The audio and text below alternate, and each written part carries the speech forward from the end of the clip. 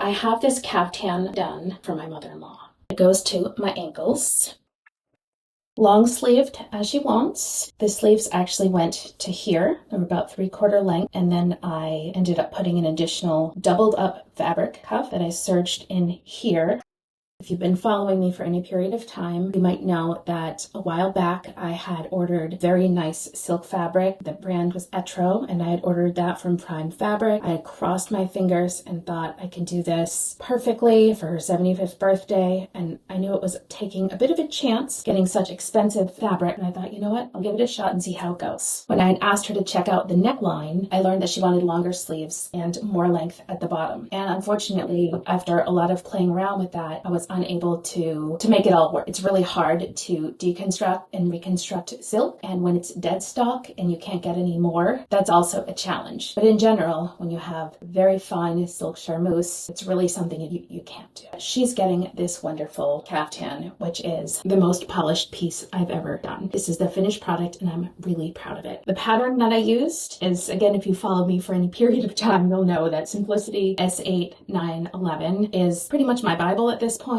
of caftans. I have made all of these models. So some of them have a more kind of baggy, it's almost like a butterfly wing type effect on the sides. It's very flowy, just very elegant. It feels great, especially when you have like a nice knit fabric. And then when you look at the two at the bottom, they're a little bit more simple, a little bit more straightforward. And one of them has the shoulder cutout. Caftans for me has been the introduction into garment sewing. I made a lot of errors along the way, a lot of discoveries. This sort of influences my philosophy that if you're new to sewing and you want to get into garment sewing, find a pattern that you can do over and over again, get those reps in, and you will get better and better. And that's definitely been the case for me. I'll tell you a couple of reasons that this has been successful. First of all, I used my sewing machine for some of this, and I also used the serger. I used it on the sleeve, as I showed you, attaching the sleeve to the cuff, and I used it to get the seams together from the shoulder all the way to the ankle. But I did start each of these parts with a baste. So that was a number 5 straight stitch, or you can go to baste, you're going to get the same results. But I would stop after each step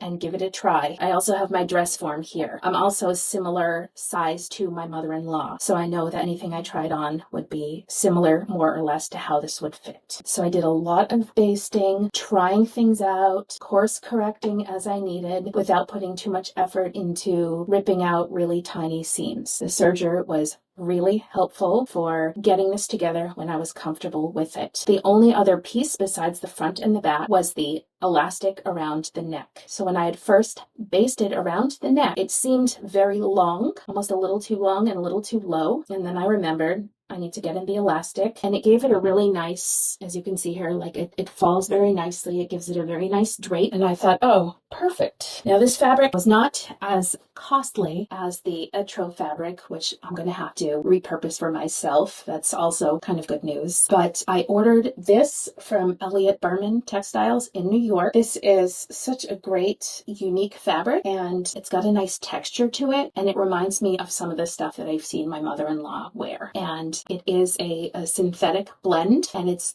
sort of like for workout stuff, and I think it's going to be very comfortable for her to wear around the house. Another thing is that I use that pattern a lot. Pattern, it goes from sizes extra, extra small to extra, extra large. For me, for my daughter, for my mother-in-law, I use a medium, but there are other people that I'm going to want to use other sizes on. So I had made a pattern. This is the front. I use this by tracing Serral red paper from the pattern using a pattern wheel, or I think it might have been a pen. I put some pressure on the red Serral paper, and I was able to trace out the medium size without cutting the pattern apart. I used some regular scissors. I did not use any of my good fabric scissors. I'm sure you guys can all understand that. The last thing I wanted to say is that I really took my time. I tend to be rushing at the last minute and thinking of these new ideas and then trying to execute these new ideas on top of the original idea. I didn't do it this time. I worked on some of it, put it on the dress form, or just put it aside and let it rest and get back to it. Another thing I did was, after I had kind of cut it all out and basted and serged the shoulders, I put it on a hanger for a day or two just to kind of let the fabric kind of settle, let it fall. I looked around to make sure that it was falling in a way that looked symmetrical, that looked correct. And after every idea, I kind of thought through the cuff. I wanted the sleeves to be a little bit longer, but I liked the idea of doubling up on the fabric and making it a cuff. It's something I just sort of improvised. I tried it out. I thought about it. I didn't want to rush anything this time. And since I'm going to be leaving in 4 days to see my mother-in-law, this was done in plenty of time. So I did it in a very relaxed, slow, kind of measured way, knowing that I've made this pattern many times. And my first couple of caftans, there's a lot more visible errors, but each time I made this pattern, it got better and better. Everybody learns differently, but I love making caftans. It's something that a lot of people want, so it's easy to gift. And I'm pleased with how this turned out. So I hope she likes it. And for that etro fabric, the beautiful silk that's somewhere in my closet waiting to be repurposed, that will be another project. The end product will be for me. Take care. Chicken wing, hot dog and bologna, chicken and macaroni.